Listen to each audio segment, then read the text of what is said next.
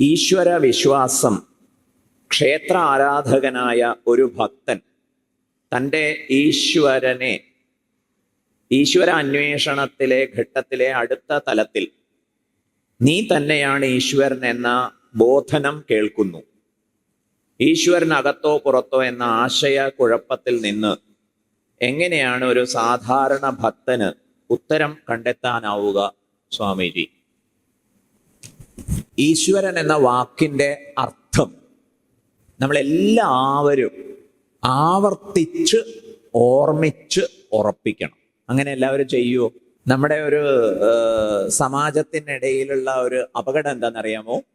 അതിപരിചയാത്ത് അവജ്ഞ എന്ന് പറയും. വളരെ ഫെമിലിയർ ആവുമ്പോൾ നമുക്കതിൻ്റെ ഒരു ആഴം അന്വേഷിക്കാൻ തോന്നില്ല. ലോ ഓഫ് ഫെമിലിയാരിറ്റി എന്ന് പറയും. ഈ പട്ടികയിൽ പെടുന്നതാണ് ഈശ്വര പദം. ഈശ്വരനെ കുറിച്ച് പറയുമ്പോൾ നമ്മളെന്ത് പറയും? എനിക്കറിയാമെന്ന് പറയും. കാരണം അത്രയും കേട്ട് പരിചയിച്ചിട്ടുണ്ട്. ദയവേത് പദാർത്ഥത്തെ ശ്രദ്ധിക്കൂ. ആ നിലയിലാവട്ടെ ഈശ്വര അന്വേഷണം. ഈശ്വരൻ എന്ന പദത്തിന്റെ അർത്ഥം ഭരണശ്രേഷ്ഠൻ എന്നാവുന്നു. ഏറ്റുപറയിപ്പിച്ചാൽ ധിക്കാരായി പോവോ? പറയൂ, ഈശ്വരൻ ഭരണശ്രേഷ്ഠൻ.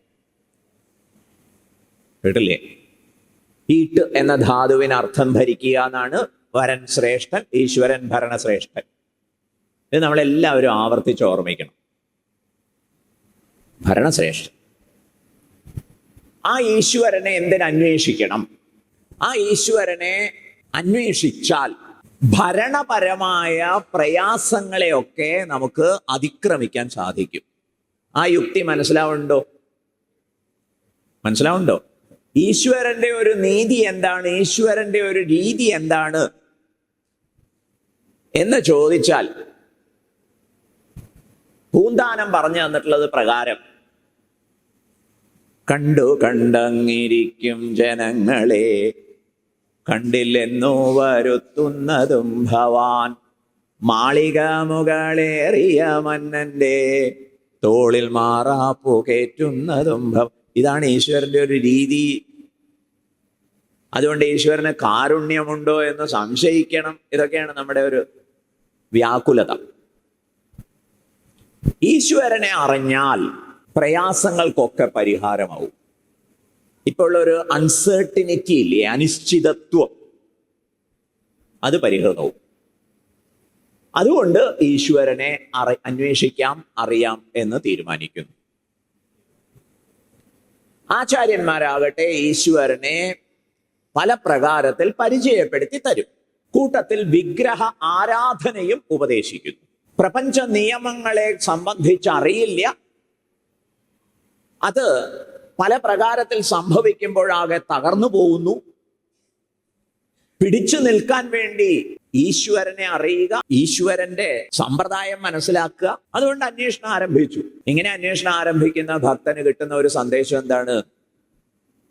ദേ വിളിച്ചാ വിളി കേൾക്കണ ദൈവം. കേട്ടില്ലേ? അത് അവിടെ പോവുകയായി, പ്രാർത്ഥിക്കുകയായി. ചിലതൊക്കെ ഫലിക്കണു. ഇപ്പൊ വിശ്വാസം വർദ്ധിച്ചു. അതിനിടയ്ക്കാണ് ഇവിടെ ചോദ്യത്തിൽ വന്ന ഒരു അപകടം. എന്താ അപകടം? ഈശ്വരൻ നീയാണ്. അങ്ങനെ ഒരു ക്ലാസ്സിൽ കേട്ടു. അപ്പൊ ആകെ സംശയം. പിന്നെ ഒരു സംശയം ഇവിടെ ഉന്നയിച്ചത് അകത്തോ പുറത്തോ. കേട്ടില്ലേ? പക്ഷേ ദൈവദേശത്തിൽ ഇതിനൊക്കെ മറുപടി തന്നിട്ടുണ്ട് കേട്ടോ. അകവും പുറവും തിങ്ങും മഹിമാവാർന്ന നിൻപദം പുകഴ്ത്തുന്നു ഞങ്ങളങ്ങ് ഭഗവാനെ ജയിക്കുക. അകവും പുറമൊക്കെ തിങ്ങി വിങ്ങി നിൽക്കുന്ന തത്വമാണ്. അപ്പൊ അകത്തോ പുറത്തോ ഒന്നും സംശയിക്കേണ്ട. ഇവിടെ നിസ്സാരനും നിസ്സഹായനും നിസ്സാരയും നിസ്സഹായയും ഒക്കെ ആയിട്ടുള്ള ഈ ഞാൻ എങ്ങനെ ഈശ്വരനാവും എന്നാണ് ചോദ്യം. കേട്ടില്ലേ? ഇതെങ്ങനെ ഉൾക്കൊള്ളണം? ഉത്തരം, ക്ഷേത്രത്തിൽ പോയി ആരാധന ചെയ്യുന്ന കാര്യത്തിൽ വീഴ്ച വരുത്തരുത്. വീട്ടിൽ പൂജാമുറിയിൽ ചെയ്യുന്ന ആരാധനയിൽ വീഴ്ച വരുത്തരുത്. ഇതോടൊപ്പം സത്സംഗങ്ങളിൽ നിർബന്ധമായും പങ്കെടുക്കണം. തത്വമസി എന്ന് നീ തന്നെയാണ് ആ ഈശ്വരൻ എന്ന് പറഞ്ഞ ആളെ വെറുതെ വിടരുത്.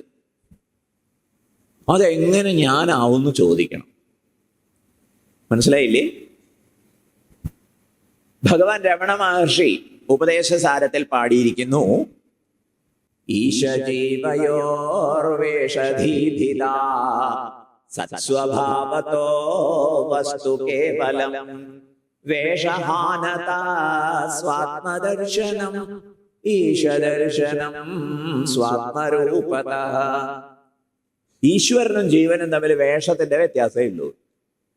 ഒരു ശരീര മനോബുദ്ധിയാകുന്ന വേഷം ധരിച്ചപ്പോൾ ജീവൻ, മുഴുവൻ സമഷ്ടി എന്ന് പറയും സാങ്കേതികമായിട്ട്, മുഴുവൻ പ്രപഞ്ച ശരീരത്തെയും സ്വന്തമാണെന്ന് കരുതുന്നത് ഈശ്വരൻ. ഈ വേഷം അഴിച്ചു വെച്ചാലോ ഈശ്വരനും ഞാനും ഒന്ന്. ഇതാണ് താത്വികമായ സൂചന.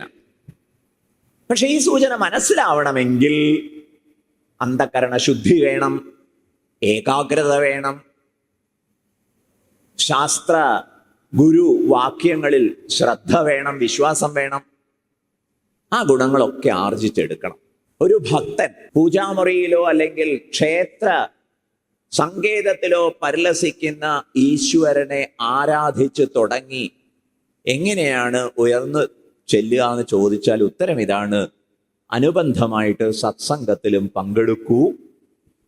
അങ്ങനെ വരുന്ന സമയത്ത് അന്ധകരണ ശുദ്ധിക്കുള്ള മാർഗങ്ങളൊക്കെ മനസ്സിലായി കിട്ടും, ഏകാഗ്രതയ്ക്കുള്ള മാർഗങ്ങൾ മനസ്സിലായി കിട്ടും. അത് പരിശീലിക്കുന്നതിനനുസരിച്ച് ഈ തിരിച്ചറിവ് ഉണ്ടാവും. ഒരാൾ റിയലൈസ് ചെയ്തു, അതോടുകൂടി അയാൾ പദ്ധതി ഉപേക്ഷിച്ചാൽ മറ്റുള്ളവരും പദ്ധതി ഉപേക്ഷിക്കാൻ കാരണമാവും. അതുകൊണ്ട് മറ്റുള്ളവർക്ക് മാതൃകയായിട്ട് ക്ഷേത്ര ദർശനാദികളെ തുടർന്നോളണം. ഇപ്പൊ ലളിതമായ പാഠം ഇതാണ്: ഈശ്വരൻ എന്ന് പറഞ്ഞാൽ ഭരണശ്രേഷ്ഠൻ എന്നാണ് അർത്ഥം. തികഞ്ഞ അനിശ്ചിതത്വങ്ങൾ ജീവിതത്തിലുണ്ട്. അത് സമ്മാനിക്കുന്ന വ്യാകുലതയും പരിഭ്രമവും ഭയവും സങ്കടവും ഒക്കെ ഉണ്ട്. പരിഹാരമായിട്ട് ഇതിൻ്റെയൊക്കെ നിയാമകനായ ഈശ്വരനെ കണ്ടെത്തണം. അതുകൊണ്ട് അന്വേഷണം ആരംഭിക്കുന്നു. അന്വേഷണത്തിനുള്ള ഉപായമായിട്ട് ആചാര്യന്മാർ പറഞ്ഞത് നാമം ജപിക്കൂ, ക്ഷേത്രത്തിൽ ചെല്ലൂ, പൂജകൾ ചെയ്യൂ, ഉപവാസം അനുഷ്ഠിക്കൂ, ഇതൊക്കെ ആരംഭിക്കാം. ഒപ്പം തന്നെ സത്സംഗം. കേട്ടില്ലേ? അങ്ങനെ വരുന്ന സമയത്ത് ഈശ്വര സാക്ഷാത്കാരം അതിൻ്റെ ആഴത്തിൽ സംഭവിക്കും. ഈശാവാസ്യമിതം സർവം യത്കിഞ്ച ജഗത്യാം ജഗത്ത്, എല്ലാം ഈശ്വരമയം എന്നതാവും സാക്ഷാത്കാരം. അപ്പൊ പിന്നെ അകവും പുറവൊന്നുമില്ല. വീണ്ടും നാരായണ ഗുരുദേവൻ കൃത്യമായി പറഞ്ഞു തന്നിട്ടുണ്ട്: നീയല്ലോ സൃഷ്ടിയും സ്രഷ്ടാവായതും സൃഷ്ടിജാലവും, നീയല്ലോ ദൈവമേ സൃഷ്ടിക്കുള്ള സാമഗ്രിയായതും. എങ്ങനെ ഒന്ന് എല്ലാമാകും? നാരായണ ഗുരുദേവന്റെ കാലത്ത് അത് വിശദീകരിക്കാൻ നല്ല പ്രയാസം ഉണ്ടായിരുന്നുണ്ടാവും. ഇന്നിപ്പോ ശാസ്ത്ര സാങ്കേതിക രംഗം വികസിച്ച കാലത്ത് ഒട്ടും പ്രയാസമില്ല. അവര് ഭൗതികമായ ഒരു അദ്വൈതം പറഞ്ഞു തരുന്നുണ്ട്. ഈ കാണായതൊക്കെ എനർജിയാണ് എന്ന്. ശരിയല്ലേ? പക്ഷേ നമ്മുടെ ആചാര്യന്മാർ പറയണു ബോധമാണ്. പക്ഷെ എനർജിയാണെന്ന് മനസ്സിലാക്കുന്നത് തന്നെ ഒരു വലിയ തിരിച്ചറിവല്ലേ? അപ്പൊ പിന്നെ അകം പുറം എന്നുള്ള പ്രശ്നങ്ങളൊന്നുമില്ല, എല്ലാം ഒന്ന്. പക്ഷെ അത് മനസ്സിലാക്കണമെങ്കിൽ നമ്മൾ സാധനയുടെ പാതയിലൂടെ സഞ്ചരിക്കണം. വേണ്ടുന്ന ശുദ്ധിയും മറ്റു ഗുണവിശേഷങ്ങളൊക്കെ സ്വന്തമാക്കണം. അതിന് ഉത്സാഹിക്കൂ എന്ന് പറയും. ഉത്തരം പ്രയോജനപ്പെടുവോ? യെസ്.